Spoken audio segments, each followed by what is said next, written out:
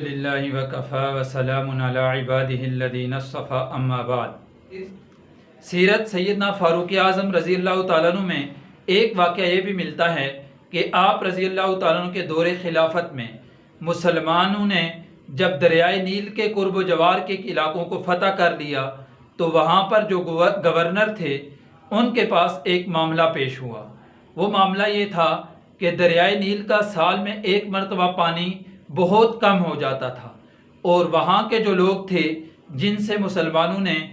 جہاد کر کے ان علاقوں کو فتح کیا تھا، وہاں کے کفار اور ان کے آباء و اجداد عرصہ دراز سے جب پانی خشک ہو جاتا سال میں تو ایک نوجوان لڑکی کو تیار کر کے اس دریا میں ڈالتے، اور وہ یہ کہتے تھے کہ اس دریا کے اندر ایک جن ہے جو کہتا ہے کہ نوجوان لڑکی کو تیار کر کے دریا میں پھینکو اور وہ لڑکی میرے منہ میں آئے گی، میں اس کو کھاؤں گا، اس سے اپنی پیاس بجھاؤں گا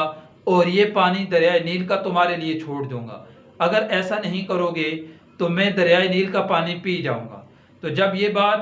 وقت کے گورنر کے پاس آتی ہے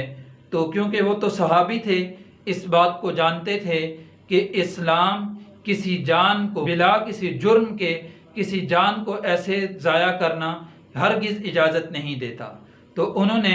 امیر المؤمنین رضی اللہ عنہ کو خط لکھا اور سارا ماجرا بیان فرمایا۔ تو اب امیر المؤمنین رضی اللہ تعالیٰ نے 2 خط لکھے، حضرت آدم علیہ السلام سے لے کر آج تک کی تاریخ گواہ ہے کہ کوئی ایک انسان بھی حضرت عمر رضی اللہ تعالیٰ عنہ کے علاوہ ایسا نہیں ہے جس نے ایسی چیز کو، پانی کو یا ایسی چیز کو خط لکھا ہو، مخاطب کیا ہو جو چیز عقل و فہم سے ماورا ہے۔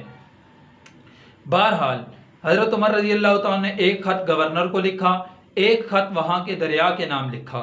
اور گورنر کو جو خط لکھا اس میں یہ حکم فرمایا کہ یہ جو دوسرا خط ہے اس کو دریا میں ڈال دینا، اور اس خط میں لکھا کہ اے دریا، اگر تو اپنی مرضی سے چلتا ہے تو تیری ہمیں کوئی ضرورت نہیں ہے، اور اگر تو اللہ رب العزت کی مرضی سے چلتا ہے تو میں اپنے رب سے گزارش کرتا ہوں، یہ درخواست کرتا ہوں کہ وہ تجھے چلائے۔ تو وہاں کے گورنر جب خط ڈالنے اس دریا میں گئے تو وہاں کے مشرکین اور کفار بھی ان کے ساتھ گئے کہ دیکھتے ہیں کہ مسلمان اس دریا کے پانی کو کیسے چلاتے ہیں۔ تو جب انہوں نے خط دریا میں ڈالا تو دیکھتے ہی دیکھتے اس دریا کا پانی 16 ہاتھ اوپر آ گیا، اور آج تک وہ پانی اسی طرح رواں دواں ہے۔ حقیقت بات یہ ہے کہ جب اطاعت خداوندی اور پیغمبر علیہ السلام کی پیروی